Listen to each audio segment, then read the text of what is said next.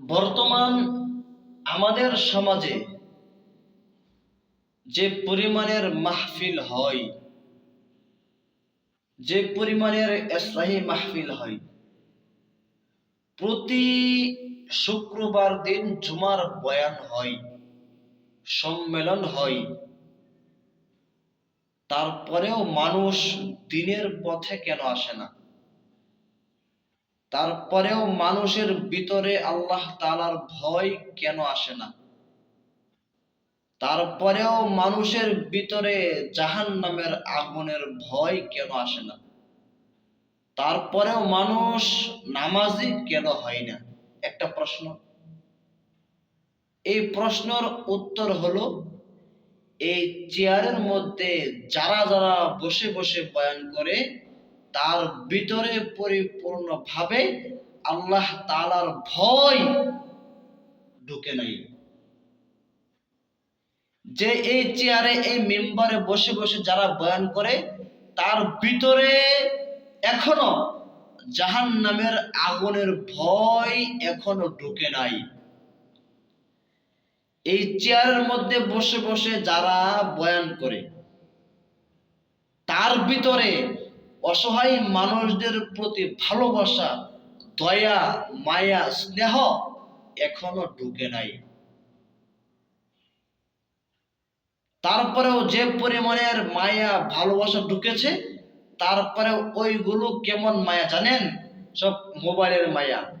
তাকে একটা কম্বল দিবে, তাকে একটা বালিশ, একটা খেতা, একটা তোষক দেবে, আর মোবাইলে ভিডিও করবে, আবার ওইখান দিয়ে আবার টাকা কামাই করবে। এমন দয়া, এমন ভালোবাসা ঢুকেছে। তাকে একটা ঘর বানাই দেবে, আবার ওইখান দিয়ে ভিডিও করবে। তাকে একটা গরু দিবে, ওইখান দিয়ে ভিডিও করবে। তাকে একটা হুইল চেয়ার দিবে, আবার ওইখান দিয়ে ভিডিও করবে, পত্রিকার মধ্যে ছাপাই দিবে, অমুক আলেম তো আমাকে একটা ঘর বানাই দিছে, অমুক আলেম, আমি এত বড় আলেম, আমি তাকে একটা ঘর, হুইল চেয়ার, একটা ব্যান্ড গাড়ি, একটা গরু কিনে দিয়েছি। আমাদের ভিতরে এমন মানুষের প্রতি মায়া মহব্বত ঢুকেছে। যদি আমার ভিতরে, আপনার ভিতরে এমন মায়া মহব্বত মানুষের প্রতি ঢুকে, তাহলে তাদের ভিতরে, তারা কেন নামাজি, তাদের ভিতরে আল্লাহ তাআলার ভয় কেন আসবে? কেন? আমরা বলি বিএনপি চাঁদাবাজ, আমরা বলি আওয়ামী লীগ চাঁদাবাজ। তাহলে আমি আপনি কি বলেন? তাহলে আমি আপনি কি বলেন? আমি আপনি চিটিংবাজ, আমি আপনি দান্দাবাজ। এই কথা ভালো করে শুনবেন, তারপর খারাপ কোনো কথা বলবেন, আগেই বলবেন না। এই জন্য বলি, আমরা যারা আলেম, আমাদের সম্মান আমরাই নষ্ট করেছি। আগে যখন বড় বড় আলেমদের কাছে বড় বড় এমপি মন্ত্রী, তারা গিয়ে দোয়া চাইতো, হুজুর আমার জন্য একটু দোয়া করবেন, সিরিয়ালে থাকতো, সিরিয়ালে। আর এখন আমাদের বড় বড় আলেম, সাদা সাদা দাড়ি, লাল দাড়ি, বড় আলেম, নিজেকে বড় আলেম দাবি করে, তারা বড় বড় দাড়ি নাই, দাড়ি কাটা, দাড়ি ছাটা, বেনামাজি, নামাজহীন, ভিতরে আল্লাহ তাআলার ভয় নাই, সূরা ফাতিহা পড়তে পারে না, সানা পড়তে পারে না, জানাজার নামাজ কেমনে পড়তে হয় সেটাও জানে না।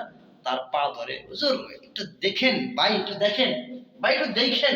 লজ্জা করে না পারেন আপনার? বেহায়া। আবার নিজেকে বড় আলেম দাবি করেন। ভালো হয়ে যান। এই সবগুলো চিন্তা বাদ দিয়ে নামাজের মধ্যে, নামাজের মধ্যে আসেন। নামাজ পড়ে আল্লাহ তাআলার কাছে চান, মালিক আমাদেরকে, মালিক তুমি রাষ্ট্রের মধ্যে কেমনে সম্মানী করতে হয়, মালিক তুমি আমাদেরকে ওইভাবে কাজ করার তৌফিক দান করো, এই দোয়া করেন। তারপর মাঠে নামেন, এখন তারপর মাঠে নামেন, তারপর যা করার করেন। কিন্তু আগেই দাড়ি ছাটা মানুষ, দাড়ি কাটা, বেনামাজি, সূরা ফাতিহা পড়ে না, তাদের পায়ে ধরার সময় আপনার এখনো হয় নাই। তারা আপনার পায়ে ধরবে, আপনি তার পায়ে কেন ধরেন? তার মানে আমি আপনি বুঝতে পারলাম, আমি আমি হলাম দান্দাবাজ, আমাদের কথার মধ্যে আসির কেন পড়বে?